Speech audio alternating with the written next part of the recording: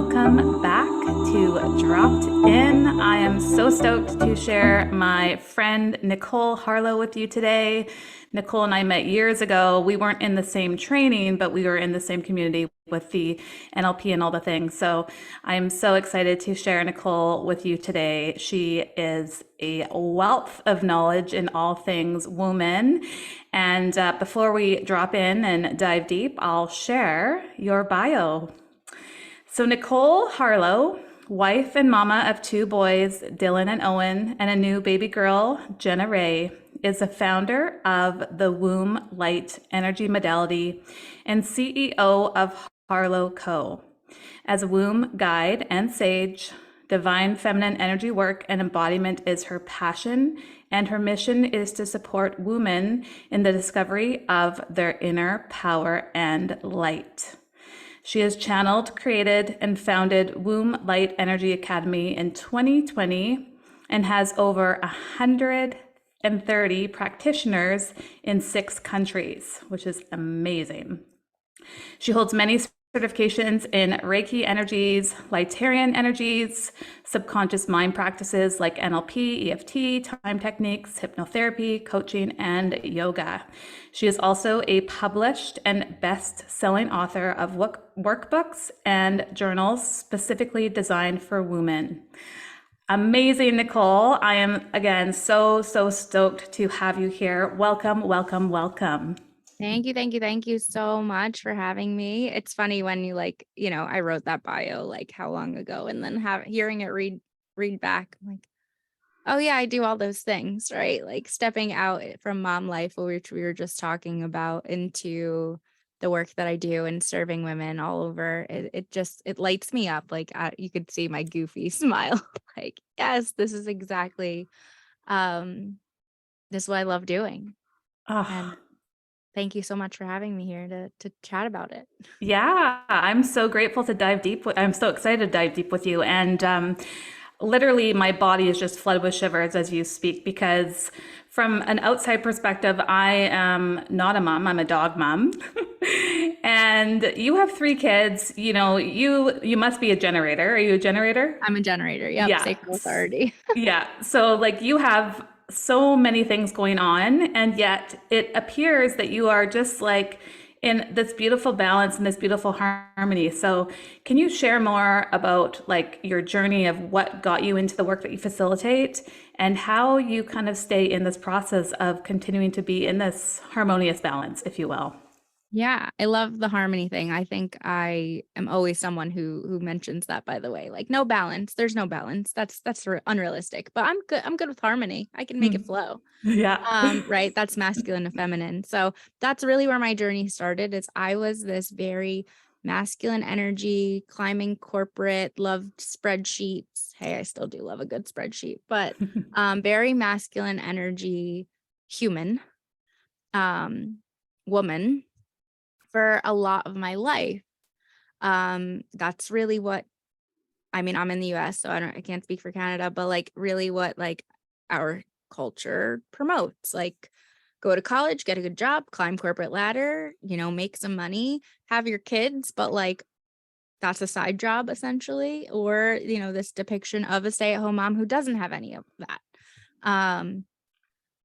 And all of that changed when I started having children. Mm-hmm. So with each child, and it's funny, you read the bio, new baby, and I'm like, I had changed that because she's going to be a year, like in 2 weeks. And I don't even know how that happened. I literally just gave birth to her. So time and space. But that's really with each child that I birthed, I went through a cycle of rebirth myself. And after my first was born, I went into a really dark place. I had really severe postpartum anxiety, OCD, like intrusive thoughts. There was just a tragedy not too long ago here in Boston about a woman who suffered from postpartum psychosis, who actually like murdered her children and tried to take her own life. And not to say that could have been me, because it absolutely couldn't have, but that was the level that it was, like, just like total intrusive thoughts of me doing that. And that led me into such anxiety, such like vigilance of like, people need to watch me. I may snap. Like, I was so deep into this fear. Mm. And luckily, I was terrified to give birth. So I hired doulas, which are women who support you in like labor and birth, and they're also postpartum doulas. But I was terrified to give birth. So for me, when I got pregnant, I was like, hey, I need a doula. Like, Mm. no, non-negotiable. She's coming because I'm gonna have a mental breakdown when it gets close to having a baby. Because how is this actually going to physically happen? Because they don't teach that to women, like that you're actually capable of birthing a baby and it Mm. be a beautiful experience. So to me, I was like, well, cut me open or like have this pushed out of me. I don't know which the better way is. They both sound awful, like, all the things. Mhm. Wasn't really educated, but had this doula and I had a fucking amazing birth. Awesome, like typical hospital birth now looking back, but I was so empowered. I felt so good about like what I was able to do that after birth, I carried that power, that Mm. divine masculine do energy because I was doing laundry and we were going out and seeing people and like within 10 days of giving birth. And now I look back at myself and I'm like, what were you thinking? Mm. Why would you do that? But I pushed myself too far. And then that's when, the hormones, the sleep deprivation, the do cracked me open. And then my body was in such fight or flight, high cortisol, whatever, that it was just anxiety, intrusive thoughts, all of the things. Mm. Luckily, having that doula, I called my mom immediately. I called the doula. They said, all right, go to the doctor, get some help. Here's a therapist recommendation. Many moms don't do that. I luckily had that support system and did. So I was able to, it was still weeks, which felt like a lifetime. I would say within 3 months, kind of get back to this neutral place where then I could be a normal human again. And after that is when I made the choice that like, I wasn't going to be this mom. I wasn't going to be this person. I wasn't going to be this human. And like, I had to keep myself accountable to the mindfulness practices, the energy work, Mm. all of that I had known about before becoming a mom. And that's when everything shifted. That's when I started learning more to be in my feminine. At that point, advocacy for postpartum mood and anxiety disorders was what my goal was. That's where my business started. Mm. So I started just kind of like coaching postpartum women. Like, it doesn't have to be this way, I was really involved with Postpartum Support International and just learning. And that was really where my advocacy went. And then I got pregnant again. And I got pregnant about 6 months after I became a Reiki master, after I enrolled in my first NLP practitioner certification. And that pregnancy looked a lot different.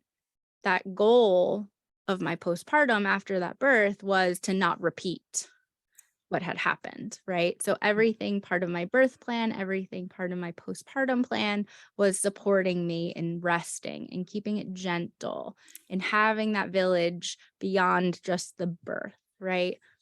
And I needed to actually fight for that pretty freaking hard because I was about 250 pounds when I got pregnant because it was unexpected. And I had just like red tape all over me. And all the doctors, wanted to like basically C-section me out because of my weight, because, I potentially had high blood pressure. I potentially was going to get gestational diabetes and all of these things. And my birth plan was, no, I want like this beautiful, gentle, unmedicated water, you know, that beautiful Zen birth to then transition into this restful postpartum period where like I didn't get out of bed for 3 weeks and, I was nourished and supported. So I was on almost a war path to not let that be taken from me. Mm. Because again, I wasn't going to repeat what happened with my first. So from Dylan to Owyn was, like I said, that postpartum coaching, that kind of grabbing all these tools that I had to educate myself to help other women, because gosh, if I could save even one person from going through what I went through and feeling that way. And I don't want to go into like the spectrum of what disease and this and that, but it's a spectrum of disorders that women go through and no one knows about them. They only hear the tragedies that happen, Mhm. which is like 0.2% of women, and then the postpartum depression, like overarching umbrella. But there's so much more to that. So that was and is still really near and dear to my heart. But then I did have this beautiful experience after my second was born, or during, I guess you can say. He was unmedicated water birth, like felt so empowered, but also so devoted to my rest that like my postpartum period was just this time to reconnect with myself and learn him, and also transition, now to a family of 4 in this sense. Now, the one kicker is that my son was born 2 weeks after COVID lockdown. Mm. So luckily, I'd already made these plans to birth in a birthing center and not a hospital, so that anything wasn't really disrupted, right? I was still able to have my support. I was still able to have my husband. Everything was still good. I didn't have to labor in a mask. All the horror stories that you hear, I didn't have to endure. But my husband worked for a school, so he wound up being able to be home with me a lot longer than originally planned. No one wanted to come over because of COVID, right? And the fear, because at that point it was still very unknown and everything. And so I wasn't the bad guy, quote unquote, for like keeping my boundaries set. Like, no, this is gonna be our time. It was other people saying, like, oh no, I know the world's a little crazy. I'm not gonna come over. So it gave us this time and space to Mm. just be with ourselves. And I had a postpartum doula that time. So she came over a couple hours a week and just gave, me and my husband time to like go shower or like just be with each other and lay down without like the 2 kids. And also just helped with other things, some, dishes and some silly stuff, but really just having that extra person where you're not like, a mother-in-law is one thing coming over, you feel guilty, she does it, there's leverage there, whatever. But like the postpartum doula, you're hiring her, so it works. And in that time, really in my postpartum period after Owyn was born, was when I graduated from my practitioner training for NLP. And I was using those, and I started using my energy work a little bit more with the boys and with myself. And again, that was part of my plan. And I had some postpartum clients that I had started taking again after like my maternity leave. And I was like, I'm going to use this new way of healing that I've been using on myself through my postpartum period to see if it works. And then it was where I was getting like really cool results, like incorporating the subconscious mind work with the energy work. And that's kind of how Womb Light was born, kind of organically. And what Wow. happened was during my postpartum coaching years, I guess you can call them, I built up a referral network of doulas and birth workers and all these women that I was like, oh, when you have women who go through these postpartum things, refer them to me. And if I have women who I know are expecting and need doulas all over the country, essentially, I will send them to you. Or these women that come to me that never knew what a doula was and now want to have a second baby or whatever, there's a network there. Well, that never really worked out very well. But what happened was I had all of these birth workers and doulas in my referral network and on my social media. So I was with my doula, who at that point became one of my best friends. And I was like, hey, I have this thing that I do now, and I really think it could be super impactful, but like, I'm only one person. You being a doula, do you think this can support your, other clients if you were trained in it? She's like, yeah, but you got to be careful, Nicole, because I'm a little more woo woo than most doulas and, all the things. So I was like, all right, well, I'll just put it out there. Well, 30 people signed up within the first week. And that's literally how Womb Light became a thing. Wow.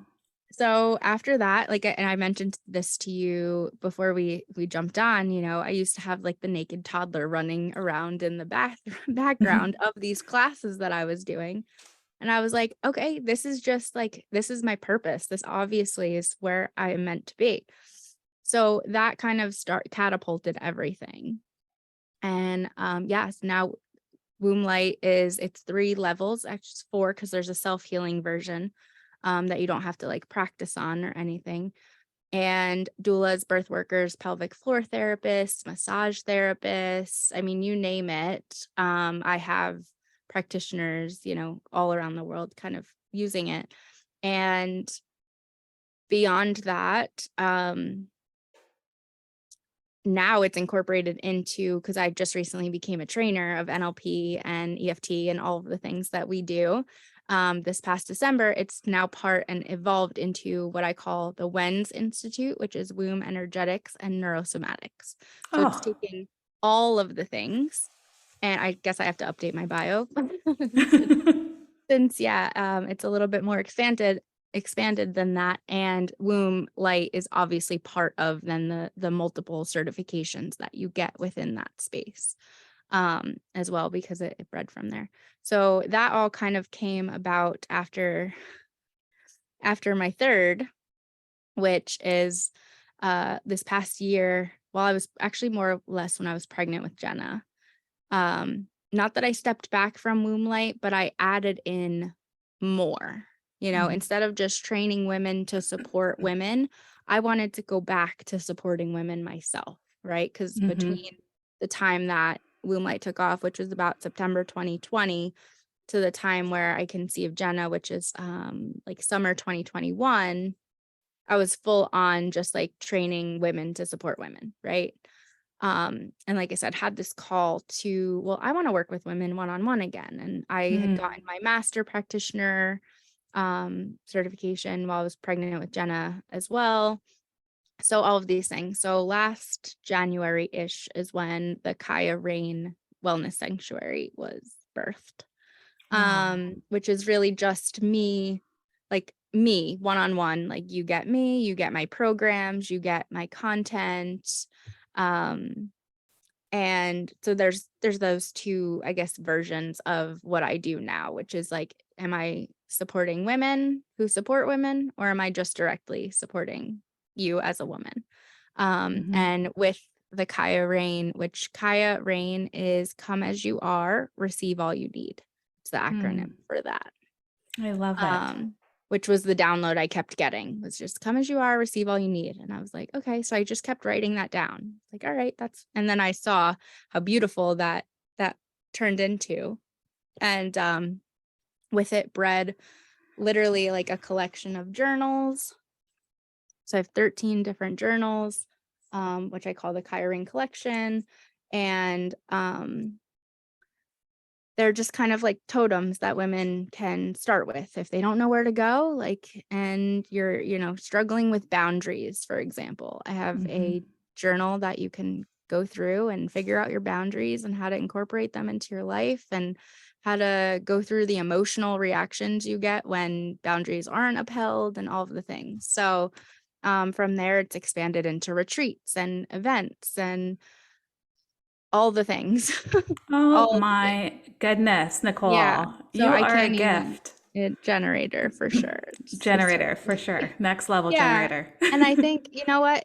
This is my thing. It's messy. It's not perfect. It's not produced. Like, you get me, Yeah. which I think women, listen, I love seeing women who have the brand shoots, and I've done a few myself, and I love seeing, you know, the videos and the ads and everything that looks super fancy and sparkly, because of course that looks good, that's the point. And I have that too, but most of the time you just get the human version of me. And but that's who I work with, right? That's who I can support, and that's who I guide, is women who are moms who don't have, you know, hours and hours and hours a week to themselves to work on themselves. But like, how can you find these pockets of peace and these pockets of power in your life, in your day-to-day, how can you also then teach your children some of these, coping mechanisms or unlearnings that we've had to go through, so that they're growing up very differently than we are. So it's a full, 100%. it's a full cycle. So yeah, it's how do I do it? I don't know. I don't have that answer.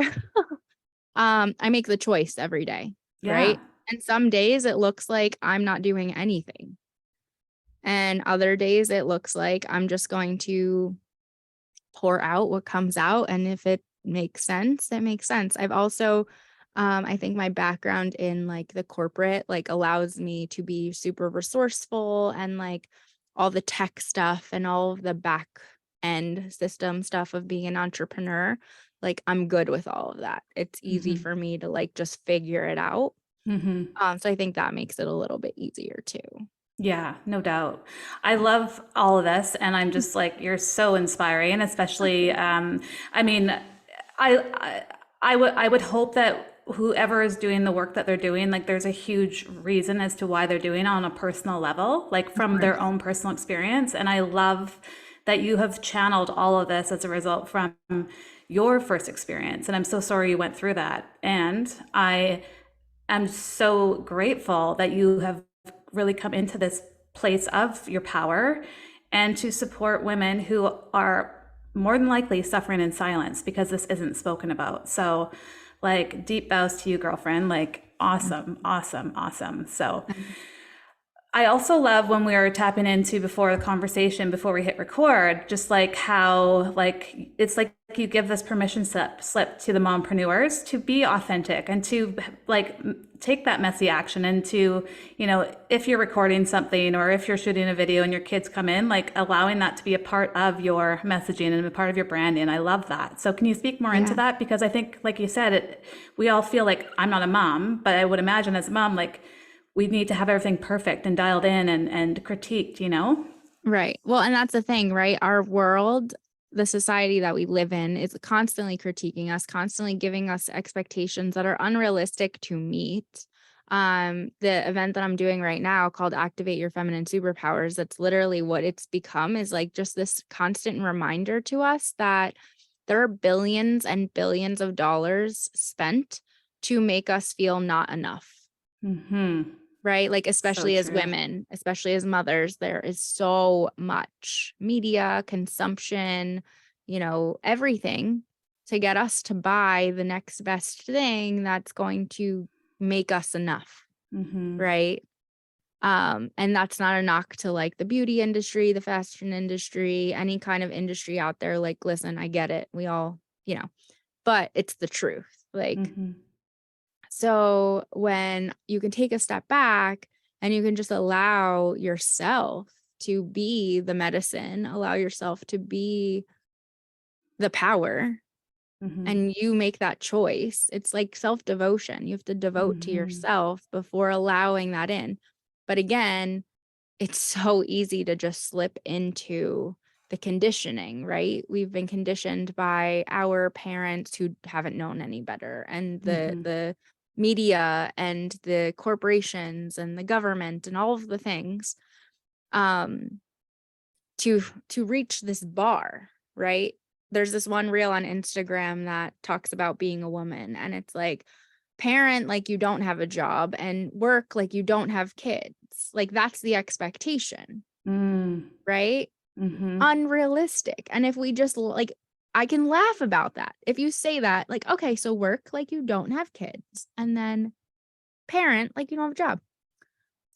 Let me do that real quick when I have both, like, and I have a corporate job, I do this, and I have kids. So there's always balls in the air. One of them's always dropped, and that's okay. Yeah. If you stay in that present as you possibly can, let's call it, right? Then that changes. I talk about ceremony over conditioning a lot, which to me, like, ceremony can be just a simple intentional act, right? But you choosing to do something rather than that autopilot. And listen, again, I'm not perfect. I'm in autopilot a lot, but any like snapped moment that I can just be like, oh, okay, let me just make some intentionality behind what I'm doing. I Mm-hmm. have these journals literally everywhere. Like they're not for other people, they're for me. Everything I've made is also like for myself too, right? Like 100%. I need the accountability. I need these reminders constantly. I have journals seemingly all over my house, ready to write in, and like just quick reminders to myself. Anything that can pull me out of that like autopilot, negative narratives that are just like telling me I'm not good enough. Mm-hmm. And again, choosing to like not believe them. And Mm-hmm. that's where like subconscious reprogramming is just really, really helped me in all of this too. Oh yeah, hands But down. it's just about doing it. I mean, look, I even right now, like I have these fun postpartum hairs that I've been battling. And like, even if like when I do my hair, they're like little horns. And I'm just like, okay, I could fight them, or I could just show up and know that they don't mean anything. Like Yeah, they're just there, I love it. Yeah, Yeah. totally. For those listening, and for those, whether you're a mom or not, and are juggling all these balls in the air, like how, and I know for you and for me, like it's about being intentional, right? To come into that space of self-devotion, like how could someone be listening, like, oh, that's so great that you can do all these things, but how do you carve out that time for self-devotion? Like, can you kind of speak into that a little bit? Yeah. So again, it not being perfect, right? It looking messy is what allows me to do it. Cause like doing something is better than doing nothing. Mm-hmm. And it could even be like, let's be real, it could be like 5 minutes while I'm on the toilet without Mm-hmm. children in the bathroom with me, which is still a rarity. Um, to just breathe or like tap or do something for me. Mm-hmm. Um, Showering. I've never showered as much in my life than I have probably in the last like year or two. Mm-hmm. Because it's my sacred space. Like I know there aren't children coming into the shower because they don't Mm, like the shower. So right. I gotta go shower real quick. And Yeah. I've turned that into my sacred space where I'm just like, this is my portal and nothing is penetrating it right now. So like Mm-hmm. just breathe. I dance in the shower. Like I do whatever I need to do to get back into like feeling good and feeling myself. Mm. Um, it could be, it doesn't have to be an hour a day. Mm-hmm. Like it doesn't. No. It feels like really for me, an hour a day, especially like I know a lot of people say, oh, in the morning. Well, I wake up with two kids in my bed. So the morning is not the time. Mm-hmm. For Mm-hmm. me, the morning is stressful. I am the last one awake, usually. I'm being woken up by the child. Yeah. So that's very reactive to me in the Mm-hmm. morning. Mm-hmm. And I know it's temporary too. So that's the thing that I like to remind myself is like these years that I get with children in my bed and children following me into the bathroom and them being literally everywhere. They don't last, Yeah. like they're gonna be grown up and independent and then like go through those years where they want nothing to do with me. So I'm gonna soak it up. Yeah. And if that's what like that's also self-devotion to me is like playing with them and being goofy with them. Mm-hmm. And we'll put on after we all get up and diapers are changed and I finally can go to the bathroom and now it's feed them before you eat. Like I'll put on music. Now recently it's Disney soundtracks, but luckily they like the Descendants and Zombies for anyone who has moms and you know what I'm talking about. Like there's some catchy tunes in there. So I don't mind them so much. But like some mornings I'm putting on like my Wild Woman Spotify playlist and they're, twerking in the in the kitchen with me. Like I there's love it. again, I don't want to say balance, but there's harmony there. There's a Mm-hmm. flow. Totally. And no matter what it looks like, it can be again intentional, Mm-hmm. even if it's with your children. So that's the thing too. Mm-hmm. Like it doesn't always have to be, it could be for yourself, but like other people can be around. Yeah. I love that. I think when people think of self-devotion or that time, like to be with yourself in that ceremony, right? Like it's like this grandiose thing. It's like, oh my goodness, I have to like have half my day carved out to devote to myself, or I have to have this ceremony to be with myself. And it's like literally you could take a few moments, a few Yep. minutes, whatever you have in your day to devote it to yourself and being intentional about it. So I love that you spoke into that, because we have these bullshit rules that it has to be Right. like this big experience, when really all it takes is just to be intentional, to be connect really back into your body, connect back into your breath, and utilize whatever tools you have at hand in Right. that moment. Love Yeah, for it. sure. I mean, I have like a monthly massage membership that, what's that, an hour and a half essentially a month. I do go and like be pampered a little bit, which I guess is like the stereotypical self-care, you want to talk about, like that self-devotion. I totally do that too. Mm-hmm. And it's also like choosing yourself, like, and making it a non-negotiable, because I feel like women were always like, no, I can't spend this money. It's selfish to Mm-hmm. spend this money. But no, like I'm Mm-hmm. calling bullshit on that. Like it's not. Yeah. It's seemingly $100 a month that, you do for yourself, and that makes you feel good. And then there's no resentfulness Mm-hmm. that you're not doing it. And then there's no pressure, from other people to fill the void, because you're doing it yourself too. And that's a big thing. Like I'm unapologetic about asking for help when I need to, like, which I know is a huge Mm-hmm. issue for a lot of us, because again, we've been conditioned to not ask for help. Mm-hmm. um I just did a live last night about receptivity, and like allowing ourselves to receive, and not just in like massive abundance, but like just receiving help, receiving a Mm-hmm. compliment, receiving a hug, like anything. We've been so conditioned to not do that, but it's a feminine superpower. We are masters of receiving, right? Yeah. Like our eggs receive the sperm. It's not they don't come, like we receive it, we choose. So like we're Mm-hmm. born to do that. Mm-hmm. Um and my husband luckily is like, he is one of those men that are like, I'm not babysitting my children, I am parenting my children. Like when Yeah. she's not here, he's on. Mm. But and we have a good support system, like beyond just ourselves. My sister-in-law is amazing. My parents are great. Even my grandmother, who's 78, watches my middle one, I love and it. sometimes the oldest too. Yeah, they just have this special bond. So, Mm. um, not that I trust my children with just anyone, but like, No, that family that I trusted. Yeah, please go make those connections. Like we need for our time sure. too. Oh, And love yeah, it. and even just to one point out, bringing my husband into it, because even if you're not a mom, there's like you said, other obligations, right? Work, um, hobbies, dogs. Honestly, like my dogs are bigger pains in the ass sometimes than my children are.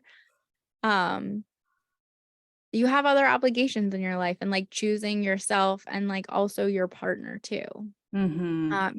Me and my husband like make time, like make it intentional for ourselves, Yeah. um together, in addition to just me, because having that time with him then helps us when we are in the thick of the parenting thing, and in the Mm-hmm. thick of, right now we're moving across country, so like all of that. And now I would be lying if I said we weren't at each other's throats like majority of the time right now, because it's just like high stress Yeah. and all of the things. But again, beyond that, we take a couple hours just to like reconnect with each Yeah. other. So it's not just yourself. Like that's the first thing, is connecting back to yourself, but also connecting to your partner, or someone, that can support you in that way and hold Yeah. you in that way, Yeah. allowing them to do that too. Yeah. Ensuring your cup is overflowing so you can give Yes. from that space as opposed from it Yeah. being completely empty. So I could talk to you all day, Nicole, and thank you so much for sharing. And I just love you and love what your mission is and what your vision is and all the things you're doing and helping these souls on their healing journey and creating this incredible ripple effect. So Thank again, you. deep bows to you. So for those listening, how can they connect with you? How can they work with you? Yeah, so Instagram is Nicole.HarlotCo. That's probably the platform I'm on the most. You can connect with me there. Um, I think I mentioned this, I forget if I was offline or while we were talking, but I'm launching the Activated Feminine Academy. By the time this airs, it's probably going to be full on out there. But basically, a beautiful container for a year that you can come and access essentially all of my classes, all of my courses, all of my hypnosis recordings, literally everything I've ever put out there for one investment. And you have access to it for a full year. So you could do it on your time. And what I've noticed is it's the reminders you need when you need them, right? So instead of like purchasing this course or purchasing that course all separate, like here, just have it all. And it's all there for you when you need it. And that's going to support you way better than trying to figure out what you need at what time. Plus, anything I do create over the next year is included. So not just everything that is already there, but everything that is created while you're in the academy, which, as we joked about earlier, I'm a generator and I am constantly coming up with new things to support and guide women. So that is probably the easiest way to come and learn about me. The pricing is like kind of ridiculous. I don't even know why I would think it's a great idea to do it. But if you purchased everything I've ever done, plus everything I'm doing, you're probably spending about $5,000 to $10,000. And this is a fraction of it. So definitely I would suggest that starting point for anyone who's looking for just remembrance of your power, learning your sexuality, your sensuality, your pleasure, anything to do with fertility and pregnancy, postpartum, that stuff is all in there as well. Tapping into your creativity, like everything essentially sacral led is where I focus. So that is a wide variety of things. And it's really exciting. I'm so excited to just like welcome women in and support them in these ways, because the transformations I get to see, I think for me, it's even more special to watch, because like I was them 100%. and like now I'm getting to watch the shifts happen. So yeah. And additionally, I know a few of you know other people that are doing the subconscious work and those certifications, but the WENS Institute is, I think we have 2 spaces left for this round, and then next year, a whole new cohort of women. So if you are interested in learning all of the beautiful modalities that Meg and I do, plus the womb and energy work portions of it, then come join me for the WENS practitioner certification. So cool. I love all of the things that you have to offer. It's so great. Before we drop off, for anyone who is feeling like they want to quit or throw in the towel, whether it's in life or within their business, like what advice do you have for them? So what comes to mind is like, one, quitting doesn't actually mean anything, right? Like you're signed up for life. So why not make the most of it? And quitting is really just feedback, right? With NLP, we learn that there's no failure, there's only feedback. So quitting is essentially that to me, is you can quit something, but is it really quitting, or are you just like pivoting? Because I've pivoted, as you heard, a ton of times. Like, I don't know how many business names I've went through and intentions I've went through over the last 5 years. It's not a very long period of time. But I never thought of it as, hey, I'm quitting this business. It was an evolution. So shifting that mindset on just, this isn't working, so how can I pivot and how can I evolve and make it work better? I love it. Love it. Yeah. Power pivot. Power pivot, yes. Yeah. Awesome. Well, thank you so much, Nicole. It's so great to connect with you and to be with you here today. And until next time, we will see you on Dropped In. Thank you so much for dropping in with me today. If you loved this episode, I would be forever grateful if you rated and reviewed. And if you feel called to share it with your community on social media, please tag me so I can thank you personally. Until next time, I will see you on Dropped In.